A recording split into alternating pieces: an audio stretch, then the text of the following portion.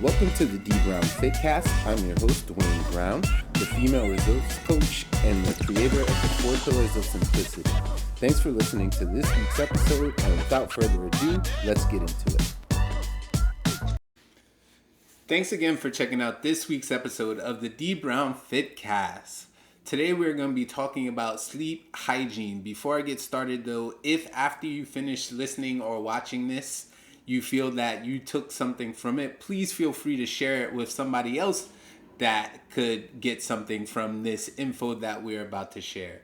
And one more thing before we get started, I think I should come clean here. I should let you know that, and I mentioned this to my 28-day challengers actually this morning in a video I did for them, that I want to let you all know that a lot of times when I come up with topics for podcasts or social media posts or anything else that I put out into the world, a lot of the times it is a reminder for myself just as much as it is a reminder for anyone else. And with that being said, like I said, we're going to be talking about sleep hygiene, and I'm going to be 100% honest with you. My sleep hygiene is terrible.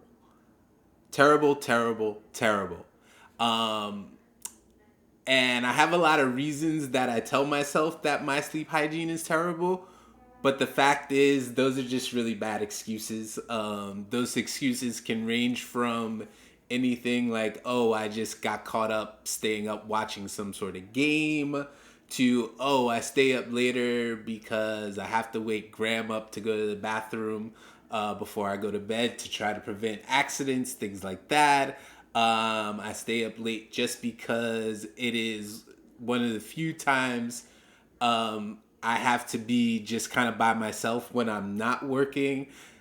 These are all basically just excuses that I tell myself for reasons that I stay up. But the fact is, I just stay up way too late, and I probably don't get enough sleep.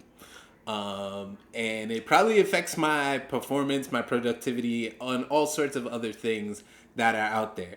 So I tell you all that to say that I am bad at this also, so I completely understand if it is not something that you have necessarily thought about or are necessarily good at yourself.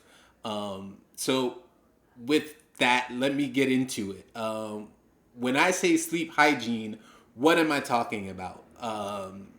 Basically, hygiene is how we take care of ourselves, right? We think of hygiene in terms of our cleanliness and, like I said, how we take care of ourselves. And our sleep hygiene is the same thing. It is basically our routine around how much sleep we get, the quality of sleep we get,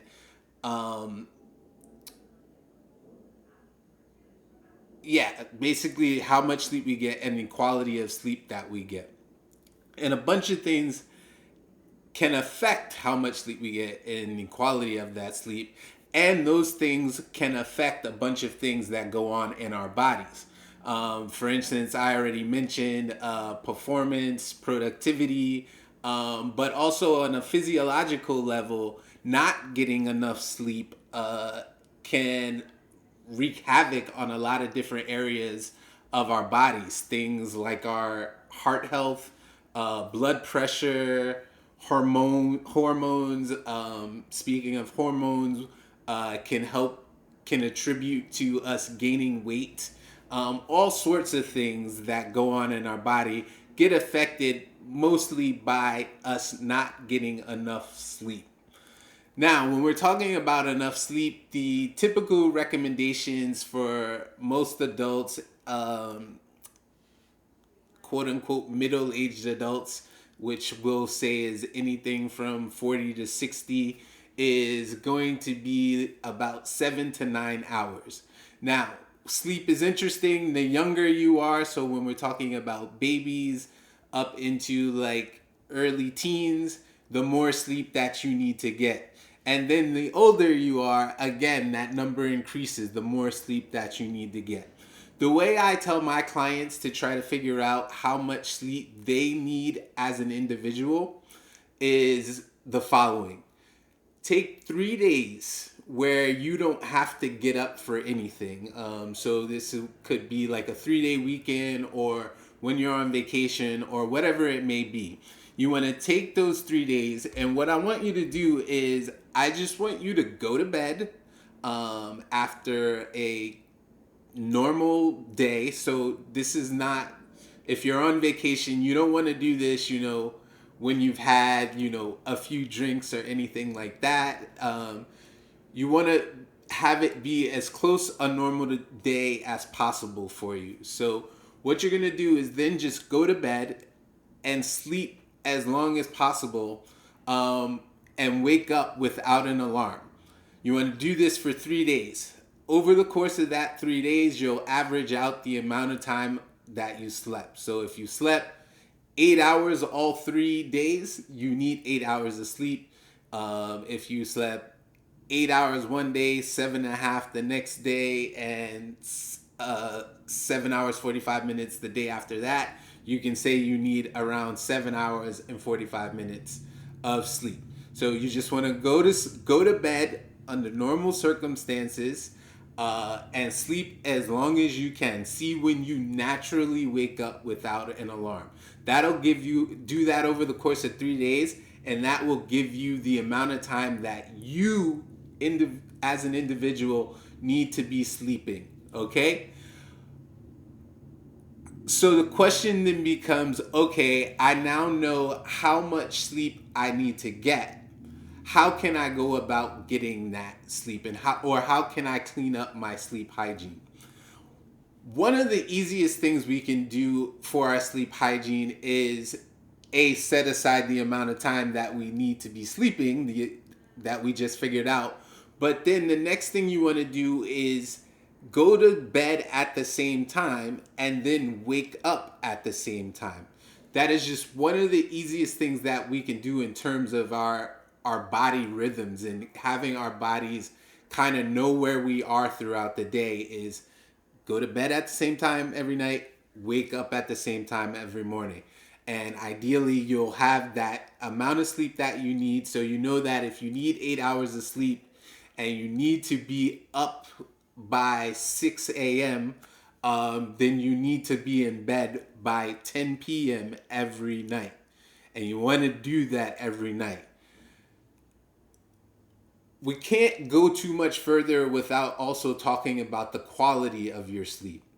And when we talk about quality, we mean being able to sleep through the night with minimal wake ups, being able to fall asleep quickly, and getting into your deep sleep within a reasonable amount of time.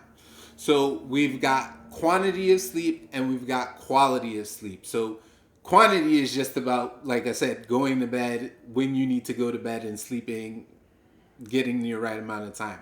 Some other things will affect the quality of our sleep, and the quality of our sleep can be affected by alcohol intake. I mentioned you can start drinking, you can have a few drinks, and you may fall asleep. I'm using air quotes for the people listening. Fall asleep, but it might not be good sleep. It might not be quality sleep. Think of any times where you've maybe gone out and had a bit of fun, and then the next day you just feel sluggish and not so good, even though you maybe slept for a while. So it can be affected by our alcohol intake, different foods that you eat throughout the day. When you eat those foods depends on, and a lot of this is very individual. So like some people can't eat too close to when they go to bed, or they won't have a good sleep. Some people can't eat certain things at a certain period of time before they go to bed. Your caffeine intake, but then beyond just kind of the food we take into our bodies, our sleep hygiene is also going to be affected by kind of how we set ourselves up in order to sleep. And what I mean by that is you should have a bedtime ritual. And if you're listening to this and you have young kids, particularly like, um, for instance, Graham is turning 7 this week, and he definitely still has a bedtime routine that we go through with him, and we have it for Charles also. So you definitely know what the idea of a bedtime routine is if you have children, but us as adults should also have some sort of bedtime routine. That routine might include just doing just like a decompress of the day. Just kind of, I tell clients to think of something that they were grateful for that day, to think about what they have to do the next day, like what are the top three things that they need to get accomplished the next day. Um, it, it'll include, brushing your teeth, taking a shower, whatever it is that you do to go to bed. Doing that ritual in the same order every night, so that your body knows that you are getting ready for bed, and that you are starting to it is priming your body so that it knows that when you get into bed, sleep is the next thing that is going to come. Um, Also, playing into this kind of ritual is at night we should start kind of turning down the bright fluorescent lights and start getting more natural lighting in your house. You can see right now I'm sitting under bright fluorescent light, but that's okay because it's the afternoon and my body doesn't is not going to be going to bed soon. However, if it were 10 o'clock at night, it would be a total bad idea for me to be filming this podcast right now, because this light, it sends the signal to my brain that, okay, we need to be up, and that signal lasts for a long time. Along with the fluorescent light, it's the same thing with screens. So being on your phone, watching TV, all sorts of being on the computer, whatever it may be, you want to try to tone those down at least half an hour before you start to go to bed. This is why a lot of people, part of their ritual is, okay, I'm going to go read for a little while before I fall asleep. And let's talk about also, as part of your hygiene, sleep hygiene, the environment in which you sleep in is going to play a part in that. So, for instance, at night, it is a good idea usually to lower your thermostat a little bit. We sleep better in cooler environments. I know some people who have to sleep with a window open, and some people who always sleep with a fan on no matter what time of the year it is. It just helps them to sleep. So figuring out your ideal environment will also help to improve the quality of your sleep. One of the things I encourage people to do is not have a TV in their bedroom. And one of the reasons for that is, again, the screens, having the screen tells your brain, okay, we are going to be up. I often tell people that the only thing you should be doing in your bedroom, if you can avoid it, and in particular in your bed, is sleeping or other activities with consensual partners. Hopefully you understand what that means, right? Our bed should just be mainly where we sleep. And ideally, your bedroom is also a place where you mainly sleep. Now, obviously, I am actually doing this right now from my bedroom. It is not the ideal situation because of pandemic and working from home and all that good stuff. And a lot of people may have run into this same issue. So what I would say for that is, currently right now, I am in my work area in my bedroom, which is where I have the computer set up. Our makeshift desk, which used to be an end table in our living room. And this is the area where I do work. If I am not working, I am not in this area of the bedroom. And for the most part, if I'm not working, I am not in the bedroom at all. So my brain knows that if I'm coming in here, and particularly if I'm coming into this room at night, it is so that I can go to bed and go to sleep.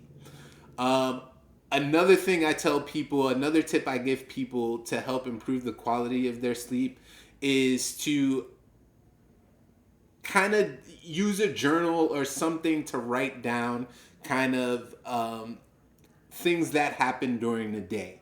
I mentioned the three things you were grateful for, but also I would say write down maybe three things that didn't necessarily go so well. And I mentioned writing that or taking note of what you want to get accomplished the next day. Basically, what I'm getting at is basically you want to do a brain dump before you go to bed. Think about all the times you've kind of climbed in bed, and at that very moment is when you start replaying the day. You start saying, oh, I should have done this instead of that. Or this is an email I need to respond to. Or, oh, I forgot to pick up this thing at the pharmacy today. All these different things. As soon as you lay down, and now you're in this cycle of just thinking of all these various things you need to get done. Part of your bedtime routine should just be sitting down and being like, okay, let me write down all this stuff that I can think of, just so it can be out of your head. I also recommend keeping whatever you use to write it down, and I say a notepad is good for this. I'm looking around for my notepad. I don't see it right now. Oh, here it is. Just keeping some sort of notepad and a pen next to your bed so that if you do wake up with something on your mind, you can quickly jot it down. And that way you're just kind of pushing it out of your head so that you can go right back to sleep. Okay? Some other just quick little tips is, again, figure out when the best time for you to eat is in terms of being able to fall asleep and stay asleep. Along with that, you want to figure out, okay, when's the last moment I should drink water or any other liquids, so that I can stay asleep. Because for some people, if they drink too much water too close to when they go to bed, they're going to wake up in the middle of the night. So as you can see, like, our sleep hygiene begins not when we like climb into bed, but it is happening all throughout the day, right? If you're trying to get X amount of ounces of water throughout the day and you realize, oh crap, I didn't drink enough water today, it might not be the best idea to just start chugging glasses of water just to say that you hit the correct number of ounces, because that will affect your sleep, because you're going to wake up and have to go to the bathroom a bunch of times. So you need to, our sleep hygiene, it basically starts from the moment we wake up in the morning and continues throughout the day. Everything that is happening throughout your day can affect the sleep that you get that night. It may not be the best idea to do a big workout, less than an hour before you plan to go to bed, if circumstances will allow it. So figuring out all these different things is going to be super important for you to improve your sleep hygiene. And I want to harp on the fact that it is figuring it out, because everybody is different, and everybody's process is going to be different when it comes to your sleep hygiene. So you have to figure out what works best for you. What I will say is that there are very few problems that arises from getting more sleep, and it is unless it's affecting you, like making it to work on time. I can't really think of any problems with getting too much sleep. However, as I stated before, there are a lot of problems that arise when you don't get enough sleep. So again, use your 3 days, figure out how much sleep you need to get as an individual, and then work out the best bedtime routine for you so that you can improve upon the quality of your sleep. All right. Hopefully this helps. If you have any questions about improving your sleep hygiene, please feel free to ask. And again, if you took anything from this video or found anything useful from this video / podcast, please go ahead and share it with somebody else so that they can get something from it also. Thanks for listening. I'll talk to you all next week. Thanks again for listening to this episode of the D Brown Fitcast. I'd love to hear what you think. You can comment at any of my social media channels, which can be found in the show notes below. I want to hear the good, bad, and ugly, so don't hold back, unless you're leaving a review. Only leave good reviews. Thanks again for listening, and I'll talk to you later.